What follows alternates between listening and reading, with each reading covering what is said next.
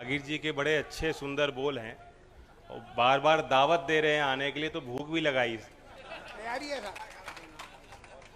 मंचासीन हमारे पार्टी के सभी वरिष्ठ पदाधिकारीगण, विधायकगण, हमारे प्रदेश अध्यक्ष, राजस्थान के हमारे कार्यकर्ता, धौलपुर की इस धरती पे जो बुद्धिजीवी यहाँ आए हैं, किसान परिवारों की अगली पीढ़ियाँ यहाँ मौजूद हैं, मेरी माता बहनें अच्छी संख्या में यहाँ आई हैं। मैं सागर जी को धन्यवाद देता हूँ। बहुत समय से ये मुझे निमंत्रण देते थे किसी न किसी बहाने से, और फिर हमारी चर्चा हुई कि कार्यक्रम रखना है तो किसान के नाम पे आप कार्यक्रम रखिए, और इनकी भी यही इच्छा थी। ये भी उस बात को लेकर प्रसन्न हुए और बहुत दिनों बाद जो हम दोनों करना चाहते थे वो हुआ। धौलपुर की इस धरती पे आपके साथ इस तरह से रूबरू होने का मौका मिला। अगस्त का महीना काफ़ी सूखा भी था, बारिश नहीं हो रही थी, उसको लेकर भी चिंताएं थीं, और आपकी यहाँ बड़ी अच्छी फसल देखने को मिली है। पिछले सप्ताह बारिश भी हुई। मैंने किसानों से पूछा, वरना जो दलहन की खेती कर रहे हैं, बल्कि बाजरा तो बहुत हार्डी क्रॉप है, लेकिन अगर बारिश नहीं होगी, नमी नहीं होगी तो नुकसान होगा किसानों। लेकिन अच्छा लगा पूछ के।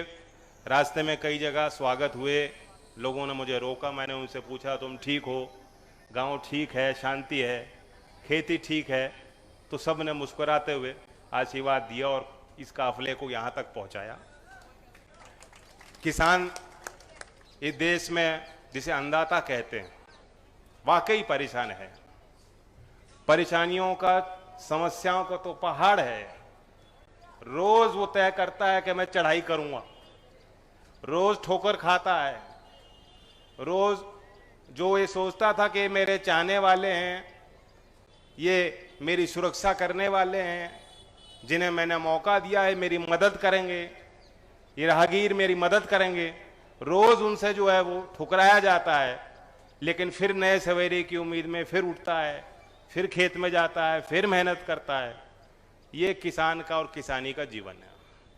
और उस किसान की परिभाषा में गाँव में मजदूर भी आते हैं। मेरे नज़र में गाँव में जो दूसरे काम से जुड़े हुए लोग हैं वो भी उसी परिभाषा में आते हैं, क्योंकि वाकई किसान के जेब में जब कोई आमदनी आती है तो खर्चा करने लायक होता है, तो वो बचत करने की उसकी हैसियत नहीं, वो खर्चा करता है। और वो जो 10 रुपये 20 रुपये खर्च कर रहा है, उसका लाभ उसकी बस्ती में जो दूसरे कार्यों से जुड़े हुए लोग हैं, जो मजदूर हैं, जो कामगार हैं, उन सबको भी लाभ मिलता है। तो अभी भी देश में बहुत चीज बदल गई। आधुनिक भारत है। कुछ लोग नया भारत का नारा दे रहे हैं। अब नया भारत में क्या क्या खराब चीजें हो रही हैं वो भी हम लोगों के नजर में आती हैं। लेकिन जैसा भी है, देश बदल रहा है। लेकिन ये चीज अभी भी सही है कि अगर देश को वाकई तरक्की करनी है तो जो चौधरी चरण सिंह जी कहा करते थे कि देश के विकास का, जो देश की तरक्की का रास्ता है वो खेत और खलिहानों से होकर जाता है, आज भी वो सही है।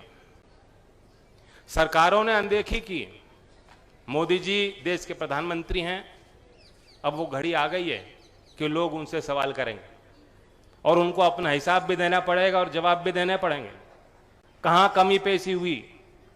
मैं तो ये कहता हूं और खुला आरोप लगाता हूं कि उनकी नीयत में ही खोट। नीतियां तो ठीक ठाक बनाई होंगी कुछ, तो नीति बनाने वाले वो नहीं है, वो सरकारी तंत्र है जो 20 साल से लगा हुआ है, वही विशेषज्ञ हैं।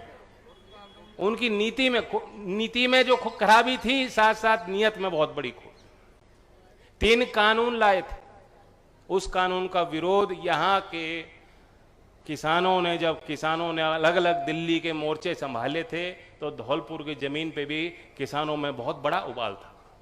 यहाँ से ट्रैक्टर निकाल के लोग निकले थे कि हम मोर्चे जो लोग संभाल रहे हैं किसान, वो हमारा खून है, हम उनके साथ खड़े हैं।